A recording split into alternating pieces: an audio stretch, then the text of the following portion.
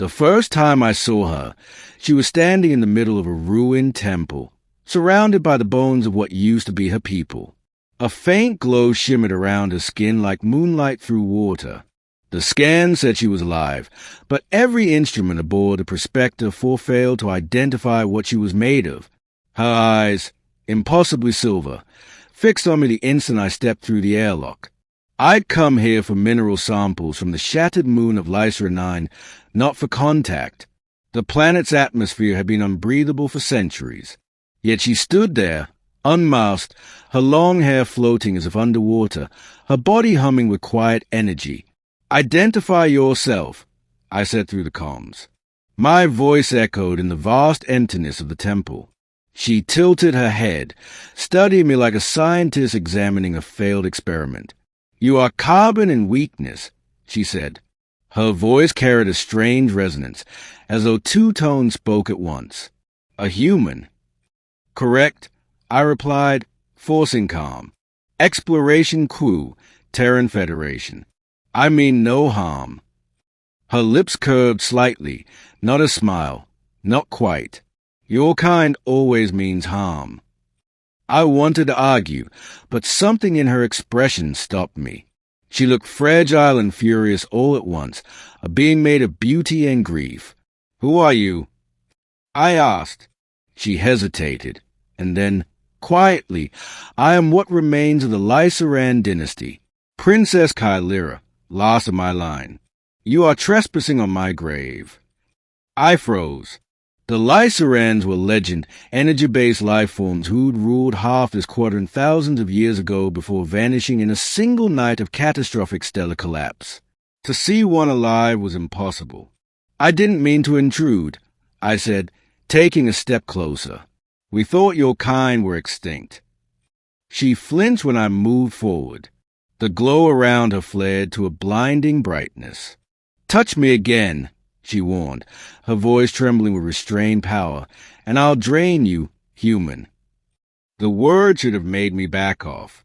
But the scientist in me, the fool, was stronger than Faye. Her energy signature was unlike anything I'd seen. Every instrument on my suit went wild.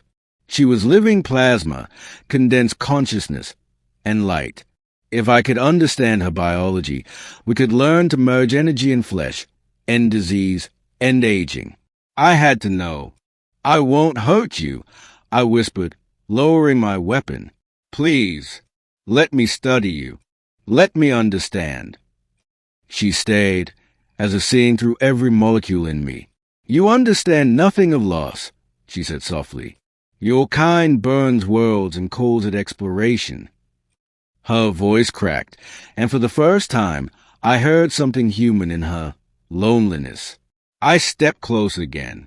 "Don't," she breathed, stepping back, the light around her pulsing faster. "My body is not yours to touch."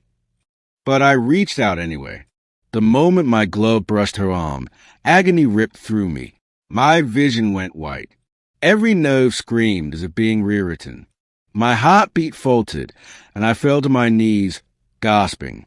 She was draining me, literally pulling electrical charge from my cells, feeding on my bioenergy.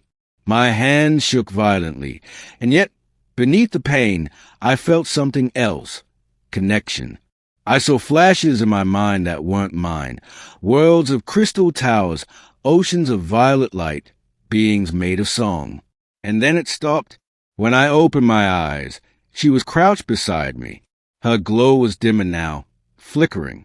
"Foolish human," she whispered. "You should be dead." "Then why am I not?" I rasped. She looked away. "Because I stopped.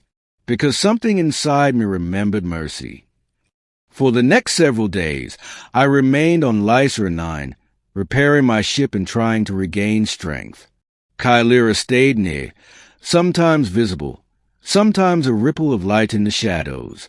She spoke rarely, and when she did, her words were like fragments of ancient poetry. Through fragments of conversation, I pieced together the truth. Her people had not died naturally. They'd sacrificed themselves to contain a parasitic force, something that devoured life energy across galaxies.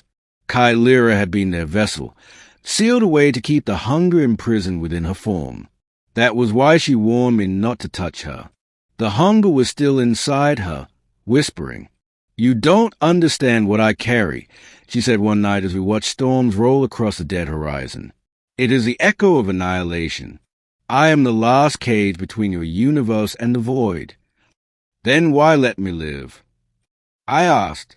"Because," she said quietly, "you reminded me of what it means to be seen." The days blurred. I repaired the Prospector's engines, but my mind kept drifting back to her, how she moved, how her light changed when she spoke, how human she seemed despite her alienness. I caught myself dreaming of her voice. On the sixth night, my ship's sensors detected an anomaly, a gravitational rift forming near the temple.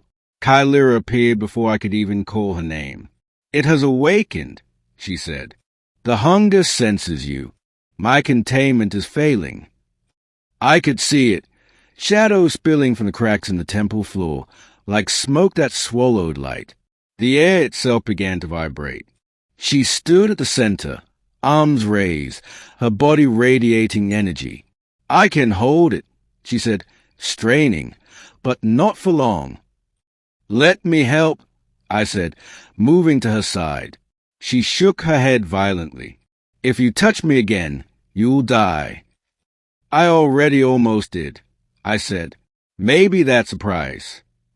I reached out, again. This time, she didn't pull away. The connection was instant and total. Her energy surged through me, filling every cell. I could see everything she saw, the collapse of her civilization, the imprisonment, the endless solitude. She had lived millennia alone, guarding against the void. Together, we directed the surge of our combined power into the rift. It screamed, a sound beyond sound, and then collapsed into silence. When it was over, I was on the ground, smoke rising from my suit. Chimera knelt beside me, flickering like a candle about to die. "You fool," she said, but her voice was soft. "You gave too much." "So did you," I managed to whisper. Her hand, made of light, brushed my face. "You're changing," she murmured. "Some of me is inside you now." I felt it, the hum of energy beneath my skin, the pulse of alien light in my veins. "What will happen to you?" I asked. "I'll fade," she said simply. "But my purpose is fulfilled. The hunger sleeps again." She smiled for the first time, truly smiled, and it was the most heartbreakingly beautiful thing I'd ever seen. "Remember me, human. Don't let my name vanish." And then she was gone, scattering into a million motes of light that rose into the storm clouds and disappeared. That was 3 years ago. The doctors say the energy in my blood shouldn't exist. My cells regenerate faster now. My body hums with low-level electricity. Sometimes, when I dream, I hear her voice whispering across the void, "Touch me again, and I'll drain you." I whisper back, "You already did." And every night, when I close my eyes, the stars above Lysa and Nine shimmer just a little brighter, like she's still there, watching.